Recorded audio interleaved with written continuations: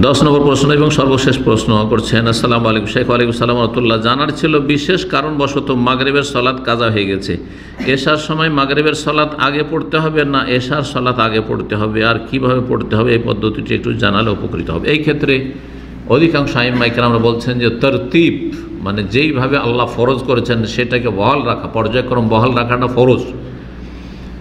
যদি সময় থাকে, আজান হয়েছে আর একামত হতে 2-4-5 মিনিট আছে, মাগরিব শুরু করে দেন, মাগরিব শুরু করে দেন। জামাত শুরু হয়ে গেছে, জামাত শুরু হয়ে গেছে, কিন্তু এশার জামাত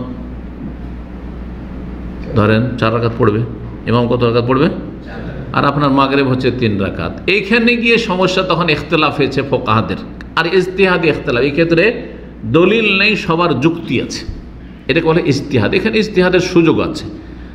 এখানে কি করবে, অনেক আরবরা করে কি, হ্যাঁ মাগরিব পড়ছে তো না, মাগরিব পড়ছে, যার মাগরিব ছুটি আছে, আরও এশা শুরু করেছে, তার আগে সময় পায়নি, সময় পেলে তো অবশ্যই পড়বে আগে মাগরিব তারপরে এশা, বা একাই আদায় করছেন তখন আগে মাগরিব তারপরে এশা।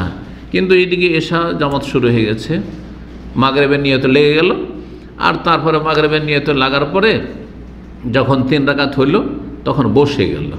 বসে গিয়ে অপেক্ষা করবে নাকি সাথে সাথে আত্তাহিয়াত আর যেসব দরুদ আর দোয়া মাসুরা রয়েছে পড়ে সালাম ফিরিয়ে দেবে? কথা বোঝা গেছে না? তাহলে দুটো অবস্থা হলো। একদল বলছেন যে সালাম ফিরিয়ে দিতে পারে, তখনই সালাম ফিরিয়ে দিতে পারে। যখন 3 রাকাত হইল তখন কি করবে, আত্তাহিয়াতের পরে যা কিছু পড়ার লাগে পড়ে সালাম ফিরিয়ে দেবে। ইমাম উঠে গেল 3 রাকাতের বেলা, সে তাশাহুদ পড়ে দরুদ পড়ে সালাম ফিরিয়ে দেবে। আর এক দল বলছে যে না, অপেক্ষা করবে, আর 1 রাকাত ইমাম পড়লো আর ইমামের সাথে সালাম ফিরবে। দুই দলেরই দলিল বা কিয়াস হচ্ছে সালাতুল ভয় ভীতির নামাজের উপর। কারণ নবী সাল্লাল্লাহু ভয় ভীতির নামাজে 2 রকমটাই করেছেন। হ্যাঁ, কি করেছেন? একদল অপেক্ষা করে বসে থাকলো, নবী সাল্লাল্লাহু আলাইহি সাল্লাম পড়ছেন, তারপরে সালাম ফিরবে। আর আরেকবার পড়িয়েছেন যে নবী সাল্লাল্লাহু আলাইহি সাল্লাম নামাজে পড়লে এরা 2 রাকাত পড়ে সালাম ফিরে চলে গেল দুশমনের সামনে। এগুলো থেকে তারা ইজতিহাদ করেছেন।